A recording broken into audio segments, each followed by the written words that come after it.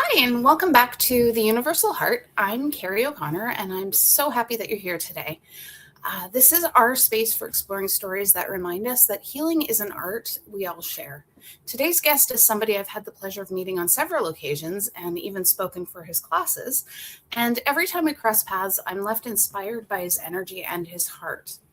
Jayson Stewart is a familiar face to many as the art teacher at Espanola High School, where he's helping the next generation find their creative voices in some pretty creative ways. When he's not in the classroom, he's the force behind Lapse and Judgement Studios.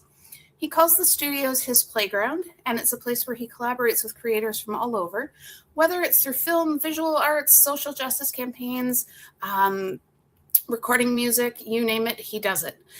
Jayson's work is about the community and the power of storytelling. So I'm so glad to finally have him here to share that heart with us. Welcome to the show, Jayson.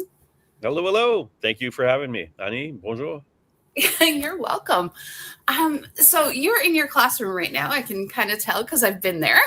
And we don't call it the classroom here. This is the art studio. We like to make it a little more formalized for the students here, and this is a special space for them. I love that. Now, I've had the pleasure of being in your studio along with my business partner, Danny Lynn. We had the opportunity to spend a whole day there, which was quite enlightening and phenomenal because I haven't had that opportunity lately. Can you tell me a little bit about what you try to bring to your classes and your studio and your students, what you try to do with them? Well, the main thing, and I usually have a button around here. I can't find it, but here's a little stamp. So it says, Stu says, be creative every day. And I use that to sign out hall passes. But also every student that comes into the classroom, when they come in on time, they get a stamp, which lets me know how many times they've been present and on time and ready to create. But that idea of being creative every single day we do something. It could be something as small as a sketch or working on a large artistic project together or in small groups or individually. But that concept that we are all born artists. I know Picasso said something very similar to this. The idea that we are all artists as children, and I'm paraphrasing. And the big problem we have is trying to remind ourselves of that later on in life. You get any group of kids around a table with clay and Legos and toys and mud pies and craft supplies, and every single one of them is an artist. They create, and that makes them an artist, and they do so joyfully, gleefully, with huge smiles on their face because it's play. But then somewhere along the lines, they're fed the lie that they're not an artist, or an artist is a title that others bestow upon you, or that's what they do. I don't have an artistic bone in my body, say so many people, and it's a big lie that we begin to tell ourselves and we believe. And so many go through their entire lives on their deathbed looking back, having never created anything since childhood and having missed out on all of that opportunity to express themselves. We've had that discussion a few times amongst the artists in our gallery that, for most of us, we were told at one point that if you didn't make a living with your art, you were not an artist. And we've tried to kind of bang that out of our heads and the youth we work with. I almost didn't apply for this job. I was in the English department and also teaching a bunch of different Indigenous studies courses. Excuse me. I had done media arts, but that's peripheral to the visual arts program. And when this job came available and the teacher was retiring, I'm like, I don't have my art credentials. I didn't go to art school. I can't even call myself an artist. And a colleague of mine said, no, you make art, you make creative stuff. Some of it is garbage and some of it is incredible. And some of it is incredible about garbage because I'm an environmentalist. And she convinced me and to apply for the job. And the principal at the time said, yes, I'm putting you in. And from that moment on, I realized that, every one of us is an artist. And I'm long past the whole, I'm trying to remember the phrase where you're pretending to be someone else. There's a term. It's escaping me at the moment. What's that? Impersonating? Yeah, impersonating. But the idea that, imposter syndrome, that's what I was There we go. Long past the imposter syndrome, because again, that's just society setting you up and saying, no, you are this, you have to be this to be an artist, you have to sell. I don't care if I sell my art. It would be great if I made a living from the art that I make. I make a living teaching art. So I'm living that dream. You're living it good. So you're what are you still teaching all grades? Because I remember we had, I think, one class of every year when I came in. Yeah, this semester I've got a one grade 9 class and a grade 10 class. Last semester I had 11 and 12. So yeah, I teach from grade 9 to 12 in the high school, but I also do workshops and facilitate creative programs out in the community with seniors mostly, but I'm open to all ages. You had a new one I saw that you were doing. Is it Picasso themed? Yeah. So I take Cubism, Yes. Pablo Picasso's Cubism, and I marry it with the bright colors and solid lines of Norval Morrisseau, and then spin it on its head, and it's a very very easily digestible portrait project because Mhm. if the only way to fail is to not do it, Right. and everyone is successful because the more messed up the face is, the better the end result is. So it's an easy entry project for anyone. I do that with most of my classes. That's really cool. We have to get you here to do one of those ones. um, so I know that you have a couple of, shall we say, the average person might find odd practices for your studio at school. Um, I know one that we brought back here at one point was that no paint goes down the drain. Exactly. Yes. And I'm assuming that goes back to your environmental roots. It goes back to my environmental roots, but even before that, it goes back to my farmer roots. You don't throw out anything; you keep everything. And my classroom is a repository for it's the junk pile of the school, but it's extremely well organized junk pile. Where a teacher just came to me with 2 dead remotes and said, "You want these?" I'm like, "Yeah, I'll put them in a box. Someone can use it." And last semester, I had a student make a scale model of the DeLorean using electronic parts from another remote system or Oh, computer that's cool. program or whatever it was. But so I always have a collection of junk, organized and sorted and ready for someone to use. But yeah, no paint goes down the drain. All paint goes on a wall, on a canvas. On I have these reused, those roll up promotional banners. I've had a Mhm. couple of those donated that were just destined for the trash. So we're slowly adding little swatches of color here and there to those banners, and we'll use them for something. We'll That's really create cool. some type of art out of it. So That's yeah, the only paint that goes down the sink is just what is ultimately left on the bottom of the palette that we can't get onto the wall. Now, something that struck me when we visited the school that you work at was walking the hallways, and there's art everywhere. Everywhere. And it's such a community, which we don't typically see in a lot of the bigger schools. Can you talk a little bit about the one that stands out to me is the bricks that are all done? Yes. Every graduating year at Espanola High School, the students are invited to paint a brick with their name, their graduating year, a phrase or something, or imagery that represents them. And so every graduating year has a year going back to 98, 99, I think it was when it first started. The first one was just handprints. But Mhm. it started a movement. So every single year has had a mural. We have a select number of students who kind of vie for the centerpiece. So they paint the centerpiece, and then everyone paints their bricks around it. It used to be that they had to pay for their brick. It was a fundraiser of sorts. But Okay. when I took over the program, I'm like, no, we're making this more democratic, open to all. Students who can't paint a brick, you can get a friend to paint a brick. And if a friend can't paint a brick, I'll paint your brick, or we'll get other students to paint a brick, so everyone can be on the wall. So you've And painted a few bricks then. yeah, we have students who are coming back who graduated decades ago, and some of their bricks are worn and torn and sun bleached and what have you. So we're actually raising money for our art program here by having those old bricks refurbished. So Oh, we have nice. old alumni from 30 years ago kicking us a donation, and we repaint the brick for them. That's awesome. Yeah. You recently took on a project outside of the school that I've seen some vibes about, involving I believe, an Indigenous singer.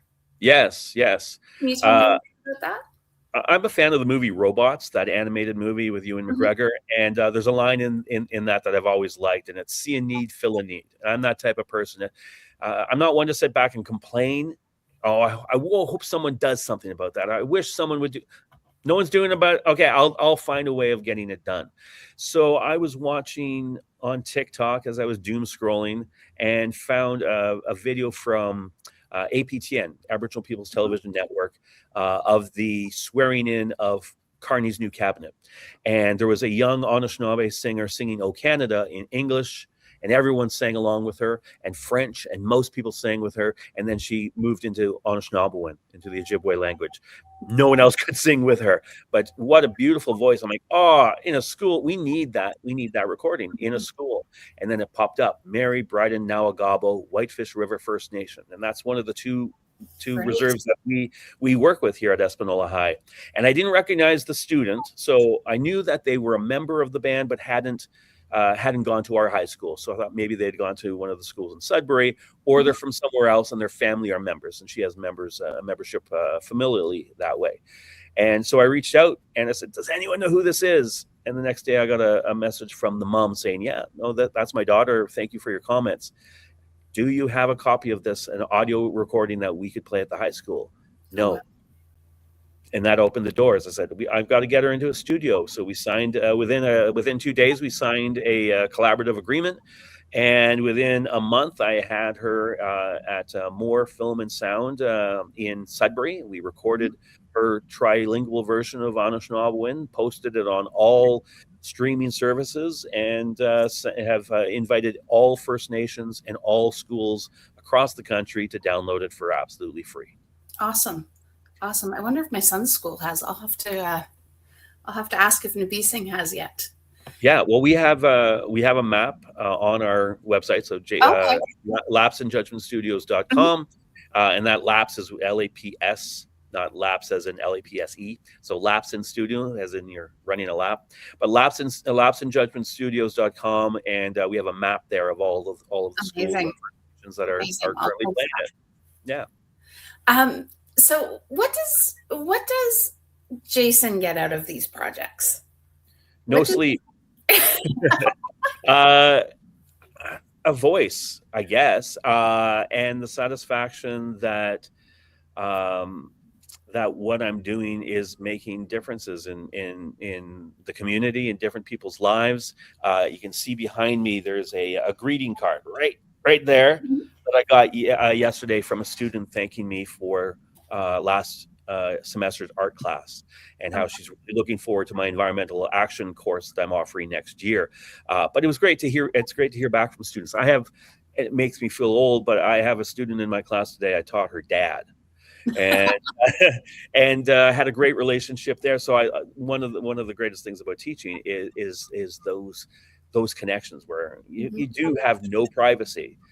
You can walk down the street and someone knows you, but you know you're doing the right job when they don't run or hide their face, when they reach out and say hello, and that's always great. But for all my other artistic endeavors and my activism, it was the way I was raised. See a need, fill a need, make a better community. You live in a really small town. Village. I was going to say, if you can call it that. And I see your posts quite often. I believe it's a Willisville Minute or Moment. Yes. And how does living in small town Northern Ontario, or small village in Northern Ontario, inspire what you do and your art, who you are? What does it bring to you, and how do you bring that into your work? Willisville is very unique in the sense that it is a former Inco community. So it was originally built for the quarrymen of the quarry near Willisville, which is just south of Espanola, and there was a railway that went right through it. And in time, Inco sold those privately, and now we're a bustling metropolis of around 20 houses, many of which are occupied only seasonally, as we have a lot of our residents are only there in the summer, treating it as like little cottage country. And so it's nestled at the bottom of Willisville Mountain, which is this beautiful nature preserve, and it's just a gem. Anyone who goes into Willisville, they're terrified of the road because you go up a mountain and you're skirting along it like a mountain goat, and then boom, you're down, and all of a sudden there's this village. The very first time I ever found the place was geocaching, and I thought, what's at the end of this road? And just out of the middle of nowhere, there was this little community. I have Mhm. never heard of this place, and I've taught here for so many years. So when we got the opportunity to buy a house there, we instantly jumped on it. And that area is also the jumping off point for a lot of the group of seven. In fact, some of the group Mm. of seven families still have cottages on the surrounding lakes, and you can look through different group of seven books of art and see Frood Lake and see Charlton Lake and Mhm. Grace Lake and into Killarney, all these beautiful areas. And it's my backyard. So every day I'm inspired by the wildlife I see, by the nature, by the sunset and the northern lights. Everything is just it's just a place for inspiration. That's so cool. You mentioned Group of Seven, and fun fact, my daughter's godmother, through the Anglican Church, her uncle is A.Y. Jackson. Oh, So fabulous, I fabulous. used to walk through her house and go, "You've got a lot of like Group of Seven prints," and she's like, "No, no, no, those aren't prints." Yes, Oh, yes. um, but yeah, no, it's really cool, and the landscape is very unique. I've spent a lot of time up there, not quite like Whitefish Falls area. Hmm. And, I always tell people it's fun because my kids used to go to camp and they knew because the landscape changed Yes. when we were close. There's almost a line where the tree line and the trees and the mountains change. And, they always recognized it from that.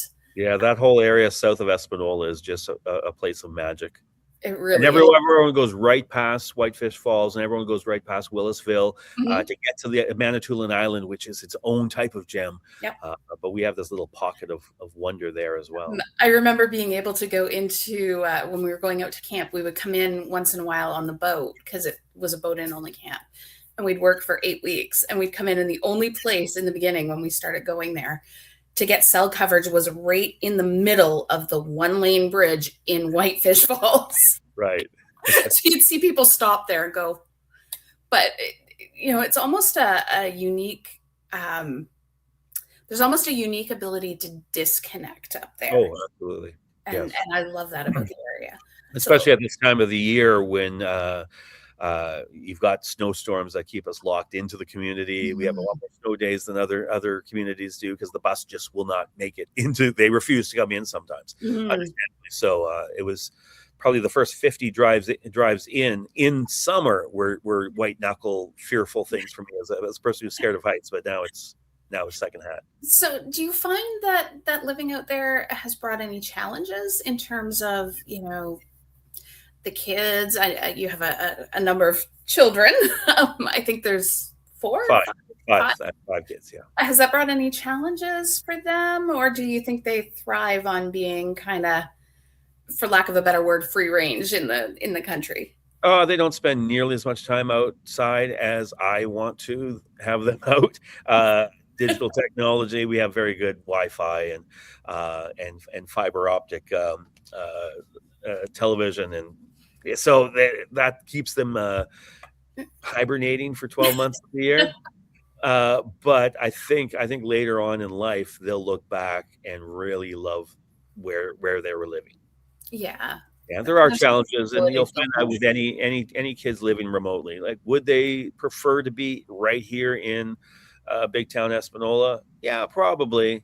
But I think in the end they would be much better people where they are. Probably. I'm a country kid at heart, so. um, so do you have anything unique coming up that you want to maybe let people know about? Any unique projects you've got going on? Well, I have bubbling on the back burners of my life so many different projects, and it's deciding which one to lift the lid on and start working on again. But I have a film project that I'm working on that I've been developing for far too long. I already have it cast. I just need to write it and then fundraise for it. But Okay. it's a romantic creature horror film with heart.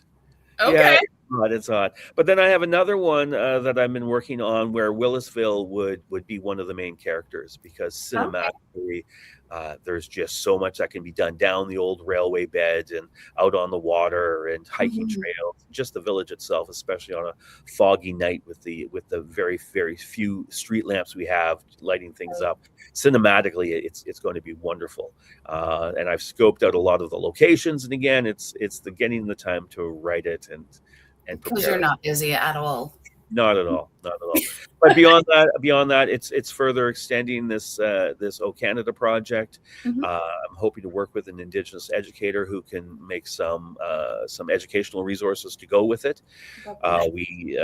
I say we, but the collaboration of all the people that I work with. There's always different projects that I'm lending hands to, and I'm sure that once spring starts showing up, there's going to be even more. And here at the high school, I've got tons of different projects with the Gay Straight Alliance, with the art club, and with an upcoming environmental action course that I'm developing Okay. for Can next you year. talk a little bit about the projects at the school? Yeah, so we have our Gay Straight Alliance here at the high school that I'm the alumni advisor for, and we're always busy having just developing a safe place for students to be and to express themselves and to explore who they are and to deal with the challenges that come forward. Our Eco Schools project, we have been a platinum level school, which is the highest level school that you can get in ages. Sorry, the lighting just changed because the motion sensor didn't moving here. Speaking of eco-friendly. But I'm developing an entire course for next year that some students are really excited by, where it's going to be like boots on the ground, getting involved out in the community, Oh, nice. including art and culture and Anishinaabe perspectives to make some real ecological change. And so project after project building on itself. I love that you're so hands-on with the students and with the youth. Hands-on in terms of, getting them out of the classroom. It's not four walls. Exactly. Yeah. And then changing the walls, almost changing the internal landscape of where you are day to day. Absolutely. And that was one thing that, like I said, struck me visiting the school was, walking through and seeing the initiatives that are ongoing. Things like there was a rolling snack cart, I believe, or a supply cart. There was a Yes. clothing closet. There was, I think at the front entry when we were there was a tree with mittens and things on it. And I mean, that's going back probably 2 or 3 years now, but it just amazed me how much involvement there was from the student body. Um, I've only had the pleasure of working in two schools. I'm one of those rare birds that I've never done a day of supply work. I've never been redundant. I've never been had a long-term occasional. I've been one school, and then I decided to leave that to move to back to Northern Ontario, this is where I'm going to retire. But of all the schools that I've visited, and all of the colleagues who come work here for a while and move at other schools and then come back, they all say the same thing, that this school just provides so much to these students. There's so many safety nets here for students.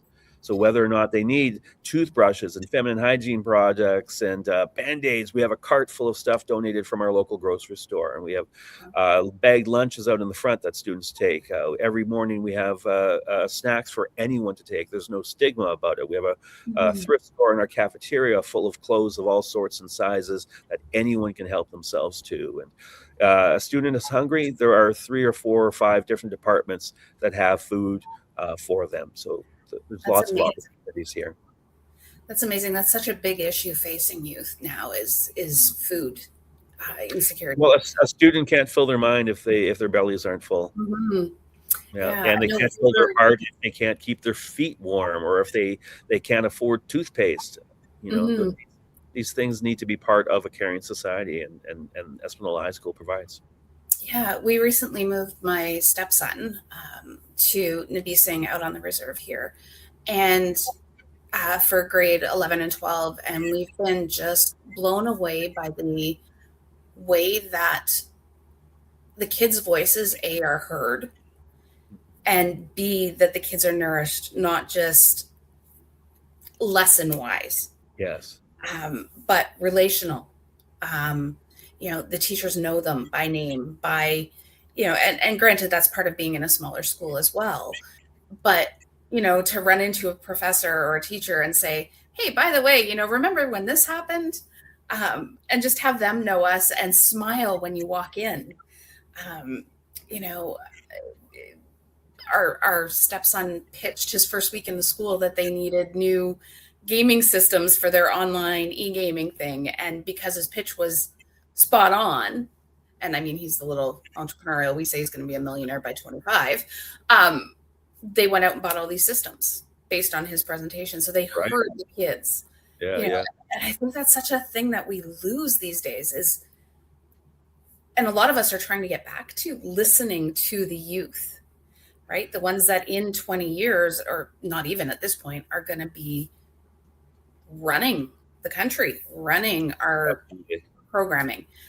Do we really want to stifle that? And so much of those are those things that are just acts of kindness that Mhm. echo and reverberate. One of my other projects, I have a Facebook page called Islands of Kindness, where I Oh, encourage people to share stories of kind things that they find online, because the world is so saturated with the negative. We need to inoculate every once in a while with positive news. right, right. And we have such a powerful tool for doing that through the arts. You Yes, know, absolutely. um, Yes. I know. Last week I featured Andrew from Sault Ste. Marie, and he's also a writer, photographer. I've had a potter from Hearst. I've had an artist and Indigenous artist from Lac Seul as part of the magazine, and that's part of what we're doing is featuring the Northern voices and the people that are trying to do things a little differently to what the system says they have to do. You Yeah. know, Yeah. um, Well, the podcast radio station I used to run here at the high school, our slogan was "We're all kinds of different." That was, yes, yeah, and I try to live like that, to celebrate these differences. That differences are not to be seen as walls; they are seen to be seen as inspiration and things to aspire to or to emulate and to learn from. And our differences can be similarities in how we celebrate them. so if you could make one, and I'm going to put you out on a limb here. If you could make one, okay, I'll give you two. If you could make two changes in the world that you thought would have the greatest positive impact on today's youth, what would they be? Two changes. Oh, that's tough. Uh, that every child has an advocate that is trained to be their ombudsman, to support them, to guide them along. Parents can do the best they can, but there's always a disconnect between, I'm not going to listen to my dad, he's my dad, Right. uh, type attitude. And just understand that from when I was a kid as well. But Mhm. having someone be there, a program, a system in our society, of service where people support and help individually. I think you need that touchstone, that one person that you can contact and say, I need this, I need that, I need help with this, I don't understand this. Can you cheer me up? Someone who's in their corner. I guess it's like we need guardian angels. That's what we need. Everyone needs a guardian angel of some That we sort. do. Yeah. And for the second one, I want kids to be bored. I want Okay. kids to find boredom again. Kids are not bored anymore. They use the term that they're bored. What they mean is that their minds are unoccupied with something. I want them to be bored, because out of boredom comes the necessity to fill that with creativity. That Uh, is and, profound. and I think we need to be bored again. I've never been bored a moment in my life, because I've always been able to fill that in. Mhm. My movement's got the lights going again. Uh, I look at the stream of my life literally as a river, that I might put a giant boulder in the middle, and that might be miniature painting. And I'm fascinated by miniature painting for a while, and then when I remove it, that's gonna fill in with something else very soon. Right. I've always been able to fill in those those moments. And I think that's one of the things that kids are really struggling with is their phones are turned off, and then they lose it. They crash out. They don't know how to cope. They don't know what to do. Boredom scares them. Yeah, I used to, when I used to bring my kids up to your area for summer camp, it was great because they had to unplug. Yeah. There was there literally was no way to charge devices aside from a little bit of solar power now and then if the sun was out on a Sunday.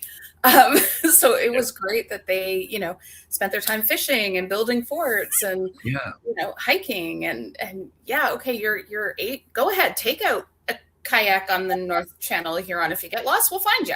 They need time to develop hobbies and interests, and they just don't, because the algorithm won't allow them to stop staring at the screen. And I know the addiction because I have it as well, but I tend to think I use this more for good than for evil, but I can see how dangerous it can be because I see that with my own kids, with my own students. It's a struggle. It is. And they didn't have to deal with. Yeah. I think even in our personal life, it invades it. We had just after I got married, because I recently got married, we had a game night and there was something going on in the background on my phone. And my wife actually got upset and said, I just wanted a game night. Can you just put it? And I went, it didn't even dawn on me that when you said you wanted a game night, it wasn't necessarily the games. Yeah. Yeah. It was the put the phones away and the connection. It's the people time. Yeah. And that was profound. So now we make a concerted effort in the evenings to kind of go out and do something, even if it's only for 20 minutes after work, go to the dog park, go skating. And I think I wish there was a way to bring that to youth. Yeah. And without it being planned. Value in it. And without it being planned, without saying, okay, from this time to this time, we're turning everything off. You know, every once in a while, and I love digital technology. I use it in so many different ways, but every once in a while, I kind of wish for that solar flare to come through and EMP pulse all technology out of existence. I know that would be complete chaos for society, but. Now, does your school abide by the same rules? No phones in class? Well, it's a provincial law, and it is still a struggle, but yeah, I'm pretty harsh. Do you use the art to teach your students how to deal with the world they live in? Absolutely. Actually, today we were looking at what art is used for throughout society, and there was a bunch of, in the textbooks that we use, this government approved textbook, which is actually pretty fabulous because it aligns with my pedagogy on art, that traditional art is this, but contemporary art can be this. There is a sculpture. It was not even a sculpture. It was a living art of hundreds, maybe 100 naked people, but naked people on a glacier, but you can't tell. It's just from a distance. Right, a photo from a distance, and I said to the students, you can't see anything. There's nothing you can, even with a magnifying glass, don't even try, and you're not allowed to take the textbook home. But what do you think this artist is trying to say? And one student in grade 9 was talking about how when babies are born, they need to be skin to skin with their mothers. So maybe this is something about humanity needs to be skin to skin with Mother Earth. I'm like, oh, profound.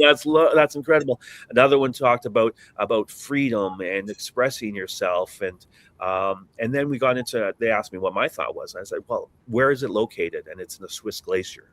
I said, my interpretation as an environmentalist was where this mass of humans is where the glacier used to be. They have filled in the space where the glacier once was. So then we talked about that, about how art can be powerful, as it can be beautiful, but it can be scary. It can have a message. It can have a story. It can inspire. It can shake us up. It can have a political message, or it can just be pretty. It's all valid. And I said to the students, I don't know the answer to what the artist. I don't have the artist's rationale on why the artist did what he did, and I can only guess. I can only surmise from my perspective. But yours and my impressions, we're both wrong and we're both right. Both are valid, and it was great. Just within the class to get like 4 or 5 really good ideas on what that one art piece could be about. I love doing collaborative pieces with youth because you see all their different voices come out, especially when you tell them they're not allowed to. The only rule is that they cannot cover, they can only add to. Yeah, yes. something that's existing, or a pass the paint type event that we've done with a lot of the kids. And then seeing what comes out of that at the end, and how they each interpret not their little part, but the whole. It's kind of a neat experiment to do with them. Yeah, I have this whiteboard over here. It's called the doodle board, and I erase it every Friday. So it's a fresh canvas every Monday. And there's sometimes I put a theme on there, but most often it's pretty organic. One person draws something, and then it grows from there. And it's always fun to see how it evolves, and students will come back, oh, they added a mustache to my man, and yeah. Are there any projects or programs that you're looking to maybe bring into the school, or something you'd like to see come in? I always want to bring in guests. I'm always looking for opportunities to get students out of the class, or to get people into the class, and so I'm open. That's cool. And I've had the opportunity, like I said, and it was a phenomenal day that we drove, I think, 3 hours to get there, and it was amazing. I would do it again in a heartbeat now that I'm actually free to do so. You're always welcome. For 4 years, but but no, it was quite. And watching your students actually get into the projects, and it was kind of. So we worked with youth, but on a very small scale, and it was kind of unique to see so many students come through a studio in a day, and work with each of them, and have each of them create something of their own, and see the differences. Yeah, it was such a unique experience, and to be able to tell a little bit of our story at the same time, it just, interacting with them made you kind of sit back and go, you know what, these are not kids here because they have to be, which is what stood out to me about your classroom or your studio. They weren't there because they had to be. Most of them, I would say 99.9% of them, were there because they wanted to be. It wasn't just something to fill their timetable with. And you don't see that very often. I know one other teacher, maybe two, that I've worked with, that I would say that's the case. And those two are very much like you. Let's bring out what we can in the kids. Let's give them what they are going to respond to in creative and different ways. One of them is a teacher in Perry Sound who's the science or math and physics teacher, I think. I might have that wrong. It might be math and science, but she ended up teaching the culinary program because she's also a cake decorator. And like you, was very much, I'm not qualified to do that, but phenomenal at it. And some of my youth from camps and stuff have had her as a teacher and have said, she's amazing. And, I had the opportunity on that day to talk to a lot of your students, and kind of got that impression that they are there because they genuinely want to be, which is phenomenal. And I play a lot of music in the class. When people walk in, it's got kind of a Zen tone to it. Sometimes I'll go 90s alt rock. Depends on the mood of the day. But the testament for this room and for what I do isn't as much as what happens during class time. It's what happens at lunch. I haven't had a lunch to myself in years, because I keep the door open, and I'll have 5 to 20 kids here at lunch, filling up the whole room, eating and joking, and some are creating, but in most cases it's just a safe space for them. And a lot of these are the kids on the margins in many cases, or don't have other places, but they find a place here, and then they make connections, and now they have a group. Do you find that youth connect in your studio who you wouldn't necessarily, we all know there's stereotypes within student groups, there's the sports and the music and there's all kinds of them. Do you find that students connect that you wouldn't have thought would connect by coming into your classroom? Yeah, absolutely. And I have students, for example, who are like really into the tech program. So they're all the welding classes, the auto classes, the woodworking classes. And I very quickly show them how aligned the tech program is with the art program. and we do a lot of collaborative stuff between our departments. It's like a student who says, "Oh, I don't have an artistic bone in my body." I'm like, "I saw that fire pit you welded. What an incredible job! Not only skillful, but I love that you did this filigree around the top, or you had this stenciled out moose on the side. That was beautiful. What a great piece of art." And then Mhm. they realize, "Oh, I am, I am an artist." So Yeah. it has those connections that this is not just a class where the only place that does art. There's arts everywhere. Art can be infused in all subjects. Mhm. That's my son had the opportunity to go to Fleming for arts, and very much in the beginning, it's a little bit of everything. Mhm. So he got a chance to do that, and he's finding bringing back his. He went and got his welding tickets after because he did glass blowing and blacksmithing, Oh wow, and fun time. went and got his welding tickets because he's like, it's only going to make my art better, and it gives me a ticketed trade while I build my Yeah, following. yeah, And now he's building a plant out on a road here for somebody because he long story. But anyways, he's building this plant and he's got a little glass blowing studio in his grandmother's backyard. Um, but um, the connection there was that he realized that the two are intertwined. Took him a little while to get there, but once he did, it was such a profound change in him. And he left for college at 16, so had no clue what he wanted to do. And I'm right. sure you probably see that in a lot of students who aren't sure where they want to go. Yeah, yeah, yeah. Do you find a number of your art students go into the arts post-secondary, or some do Not many, not it? many, but and I don't expect them to, because it is a very hard slog to make a Mhm. career of it. I've been fortunate in the fact that I can do that through teaching, Right. teaching the arts, though it wasn't originally my pathway. Mhm. But happenstance and being in the right time at the right spot and asking the right questions and going through the right doors. Because I don't believe in luck. I believe you set yourself up Mhm. for all the successes in life, and you just have to be aware of opportunities around you and take advantage of those opportunities. So I think the majority of my students will not go into into a career of the arts, Right. but I hope that they're one step closer to still keeping art in their life. Right. I was You going to know, say they might take a little bit of art into their career, though.